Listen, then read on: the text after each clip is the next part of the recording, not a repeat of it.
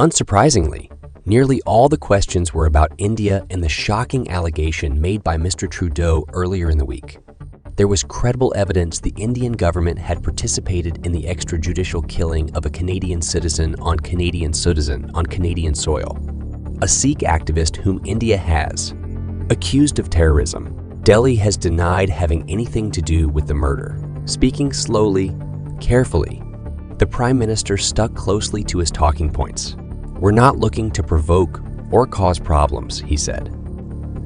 "We're standing up for the rules-based order." But where? Several reporters asked. Were Canada's allies?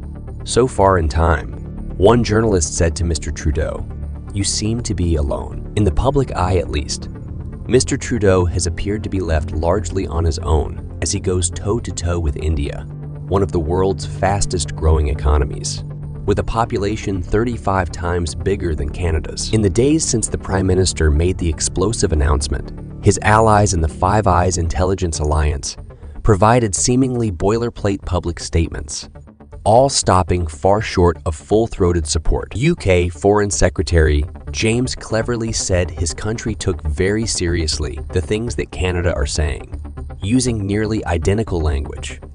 Australia said it was deeply concerned by the accusations, but perhaps the most deafening silence came from Canada's southern neighbor, the United States. The two countries are close allies, but the US did not speak up with outrage on Canada's behalf. When President Joe Biden publicly raised India this week, while speaking at the UN, it was not to condemn, but to praise the country for helping to establish a new economic pathway. Mr. Biden's National Security Advisor, Jake Sullivan, later denied that there was a wedge between the US and its neighbor, saying Canada was being closely consulted. But other public statements were tepid, more nods to deep concern, coupled with affirmations of India's growing importance to the Western world.